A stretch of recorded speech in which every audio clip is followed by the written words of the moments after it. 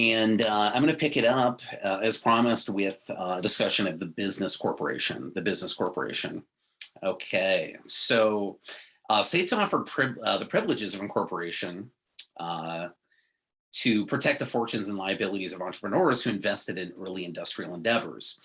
Corporate charter allowed investors and directors to avoid personal liability for company debts. So the legal status of incorporation, which originally had been designed to confer privileges to organizations embarking on expensive projects, and here's the key, explicitly designed for the public good, like universities, municipalities, major public works projects, etc. So that was the original design of incorporation, and that's how it operated in the early days of the nation, right, and in the early 19th century. But things quickly begun to change. It doesn't, basically, it becomes a business, it sort of morphs, it transforms into a business corporation, where the public good aspect is sort of falls by the wayside, right? As we get deeper into the American 19th century. So yeah, so the business corporation was something entirely new, different from the original design of the public good kind of corporation, like I said a second ago. Many Americans, in fact, distrusted these new impersonal business organizations that developed, whose officers lacked personal responsibility while nevertheless carrying legal rights. And many, called for limits on these new business corporations, right? That didn't seem accountable to the public good, didn't seem interested in serving any kind of public interest, seemed interested in just simply making money for them, the founders and the shareholders, right? For example, Thomas Jefferson himself wrote in 1816 that, quote, "I hope we shall crush in its birth the aristocracy of our money corporations, which dare already to challenge our government to a trial of strength and bid defiance to the laws of our country." But end quote. But in Dartmouth v. Woodward, this is a Supreme Court case in 1819, the Supreme Court upheld the rights of private corporations when it denied the attempt of the government of New Hampshire, in this case, to reorganize Dartmouth College on behalf of the common good. So essentially, Dartmouth College had been established as a private corporation under Articles of Incorporation, and the state of New Hampshire said, well, corporations are supposed to serve a public good. You guys aren't even attempting to do that, so we're going to come in and transform things. Dartmouth, disagreed. It made its way to the Supreme Court, and that was the result, right? They essentially paved the way for this non-public good version of incorporation, right? Incorporated legal status. And really nowadays, when, I think most people would associate corporations and incorporation with, for better or for worse, the pursuit of private gain, right? And not corporations don't necessarily have a public good aspect to them. And that really comes out of this, that change you can trace back to this context, essentially.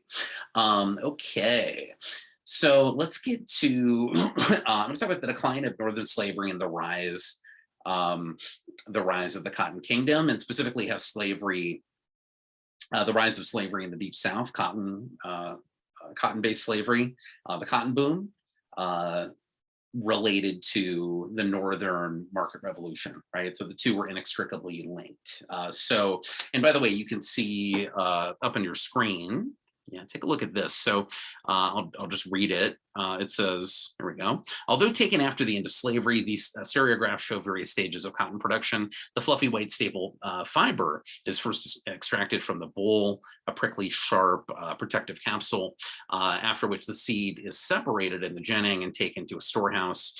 And basically, this is a depiction of picking cotton, ex post facto depiction of supposed picking of cotton in a great plantation in North Carolina. Okay, so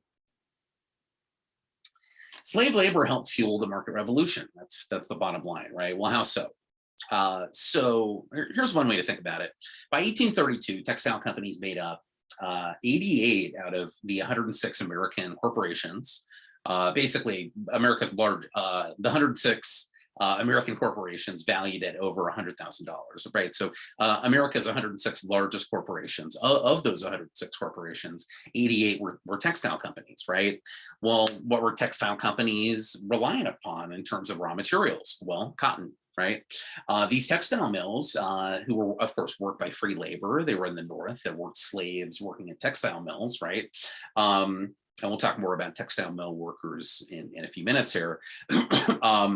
Nevertheless, they depended on Southern cotton produced via slave labor, right? And the vast new market economy spurred, therefore, this vast new market economy, I should say, essentially, spurred was the impetus for the expansion of the plantation South.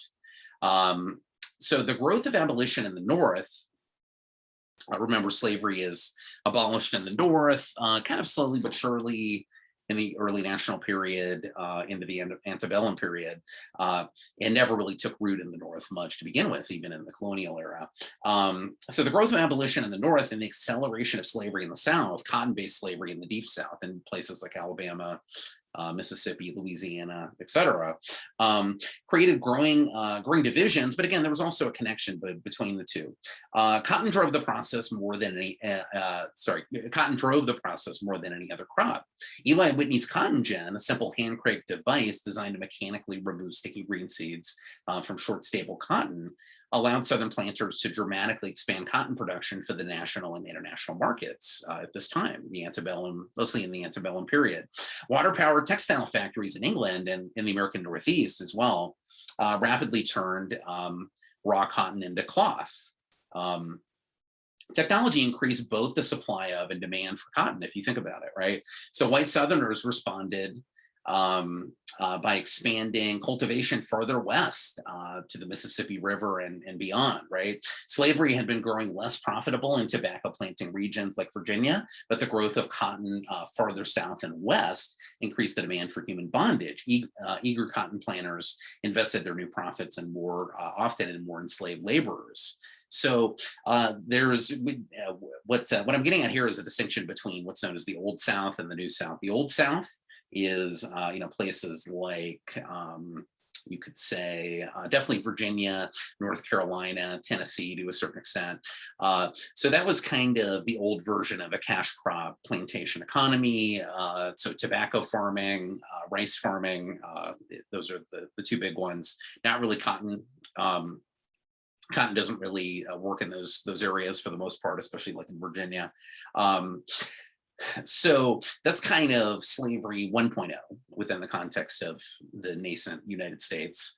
However, those basically cotton is kind of the new shiny object. Starting around 1815 and going into the antebellum period, and so we have the opening up of new lands in the early antebellum period in what we would see as the southeast, basically what's now the deep, we consider the Deep South, Alabama, Mississippi, et cetera. And these are fertile soils. Basically, it's an opportunity to make more money, right? And the soils are getting depleted in places like Tennessee and Virginia. Tobacco isn't fetching consistent profits like it used to, and there's this opportunity, again, this new shiny object, this huge economic opportunity for those that get in early and do it right, for slave-based cotton plantation farming that begins kind of in this period, right? And actually what happens is, as I just mentioned, a lot of slaves really from 1790 to about 1860, many slaves were literally forcibly moved from the Old South to the New South, right? Because that's where they were needed. Okay, so the cotton boom fueled speculation in slavery as well. Slavery speculators, essentially.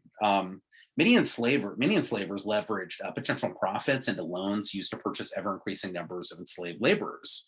For example, one 1840 Louisiana Courier ad warned, quote, "It is very difficult now to find persons willing to buy slaves from Mississippi or Alabama on account of the fears entertained that such property may be already mortgaged to the banks of the above named states." That kind of tells you how slave labor and literally slaves themselves as property, people as property, right, was tied to new things like the proliferation of American banks, right?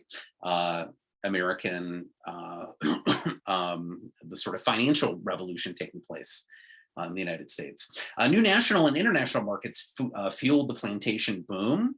American cotton exports rose from 150 bales in 1815 to about 4.5 million bales in 1859.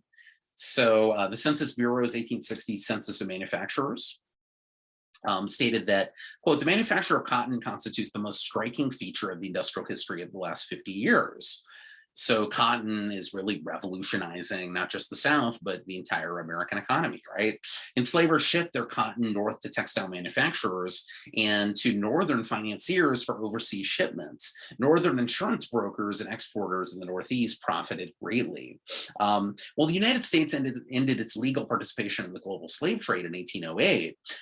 Slave traders moved about 1 million, this is what I mentioned a second ago, but to reiterate, slave traders moved an estimated 1 million enslaved people from tobacco producing upper South regions like Virginia to cotton fields in the burgeoning lower South between around 1790 and the Civil War, 1860. This harrowing trade in human flesh supported middle-class occupations, right? In the North and the South, but especially the North, right? Bankers, doctors, lawyers, insurance brokers, and shipping agents all profited from this, right? And of course, it facilitated the expansion of Northeastern textile mills. The market revolution also produced changes in labor organizations. Let's see. Next here. Yeah, let's get to this. So, well, let's talk about labor, changes in labor. So while industrialization bypassed most of the American South, Southern cotton production nevertheless nurtured industrialization in the Northeast and Midwest. The drive to produce cloth transformed the American system of labor. In the early republic, laborers in manufacturing might typically have been expected to work at every stage of production. But a new system known as piecework divided much of the production into discrete steps performed by different workers, right? So we have what's going on here is the specialization of labor. In this new system, according to this new system, merchants or investors sent or, quote, put out materials to individuals and families to complete at home.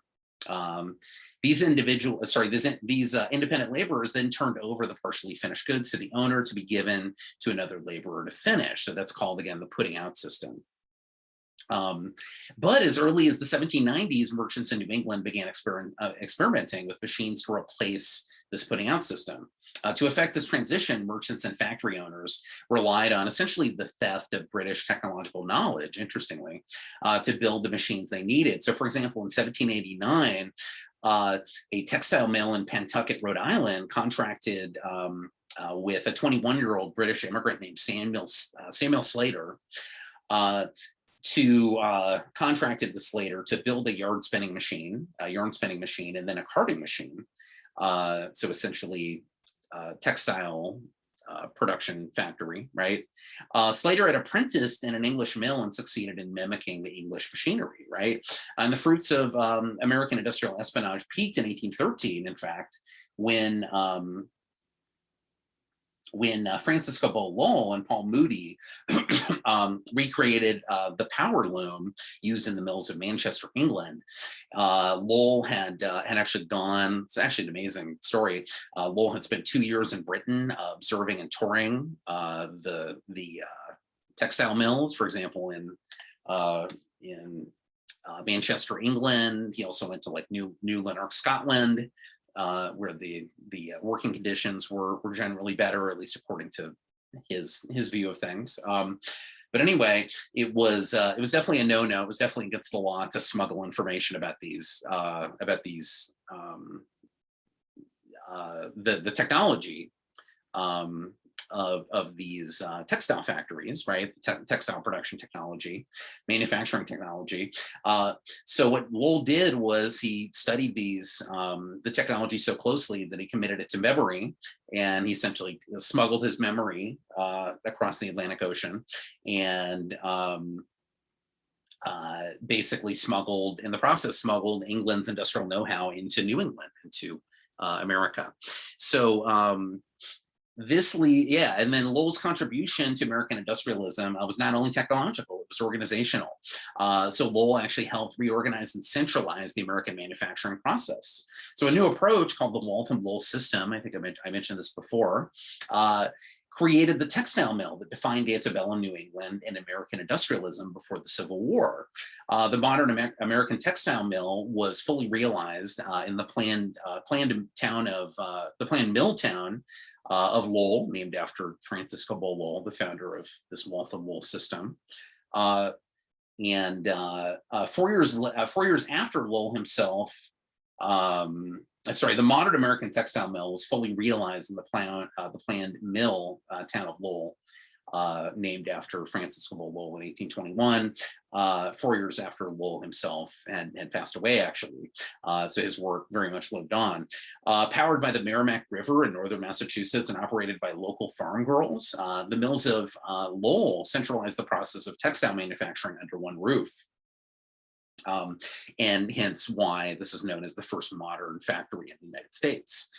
Okay, the modern American factory was born. Soon 10,000 workers labored in Lowell alone. And actually a lot of these were young single white women, which is very interesting. They were actually brought in for the purpose of, hoping to avoid what Lowell himself witnessed and, was very at the top of mind among a lot of Americans, right?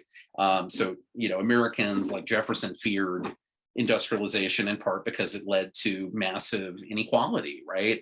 And it led to bad working conditions and all of the social problems that came from that: low wages, bad working conditions, people living in squalor and poverty in crowded cities with health problems and diseases running rampant. So to avoid that, he brought in what was supposed to be initially a temporary workforce, right? And it's young single girls, and the idea is once they get married, they're going to stop.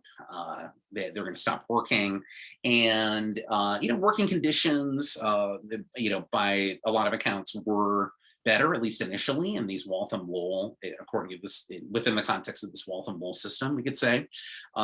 They were better than in places like Manchester, England. I think you could say that, but it didn't last very long. Changes in labor happened in the labor force happened pretty quickly. So, as you get into the 1830s and 1840s, for example, and remember, it's not just the Waltham-Lowell system, but the system is being copied, and there's a huge proliferation of textile mills, and especially the northern United States and places like Rhode Island and Massachusetts in the early to mid 19th century, antebellum period for the most part. And so, that changes labor to a certain extent. So working conditions become harsh in many cases for these mill girls who operated the factories relentlessly from sunup to sundown, right? So one worker complained that, quote, a large class of females are and have been destined to a state of servitude, right? Female workers eventually went on strike. They lobbied for better working hours, for the lure of wages. But the lure of wages was too much. As another worker noted, quote, very many ladies have given up millinery, dressmaking, and school, keeping for work in the mill. So, but with a large supply of eager workers, Lowell's vision brought a rush of capital and entrepreneurs into New England, right? Who wanted to get in on the party, right? The first American manufacturing boom started in large part by Lowell was on its way, right? Another way to think about this is the transformation from independent artisans to workers, right? And kind of the context of that, right? So I think the case of Lowell, Massachusetts, and it actually, by the way, let's take a look here on the left side of your screen. So this is a depiction of the mill girls at Lowell, Massachusetts, right? And this is an artist's rendering of the plan, this is essentially the detail from plan of the city of Lowell, Massachusetts, right? What was I going to say? Yeah, artisans into workers. So, the case of Lowell, Massachusetts, the Waltham Lowell system, the Lowell girls, uh, is it's sort of a niche case, right? There's a much broader implications with regards to labor when America is becoming more industrialized during this time period, right? And even just more urbanized. And there's a famous book called history book called Artisans into Workers, and that sort of neatly encapsulates the change that happened, the experience of change for a lot of people. So when you think of artisan, you think of I mean a worker in a sense, right? Somebody who's producing, who's making something, right? With their own two hands, with their own special expertise and knowledge based on their own experience, right? But there's sort of dignity in that. There's independence in that, autonomy, inherent autonomy. And a lot of these artisans were very proud of their artisan trades, and made decent money, made a decent living. And industrialization changes things for a lot of them, right? And a lot of them become, as the title of this book implies, go from artisans to workers, right? Worker implies essentially wage laborer, inherently dependent, right? So lacking in autonomy, could be fired at a moment's notice, right? And of course, wage labor is part and parcel with modern industrial capitalism, which is developing sort of during this time, right? So that's kind of the broad strokes of what's happening with regards to labor. Not to say that all artisans disappeared. That's not the case. Independent artisans, small scale artisans disappeared that's not the case by any stretch of the imagination. But there are shifts in labor, and there's people that are deeply troubled by this new class of very very dependent wage workers who oftentimes don't make enough money to support a family, and sort of the implications of that, right? Okay, so let's go ahead and end there. That's the market revolution in America, the early to mid 19th century, basically antebellum period in a nutshell. And yeah, we'll see you for the next video.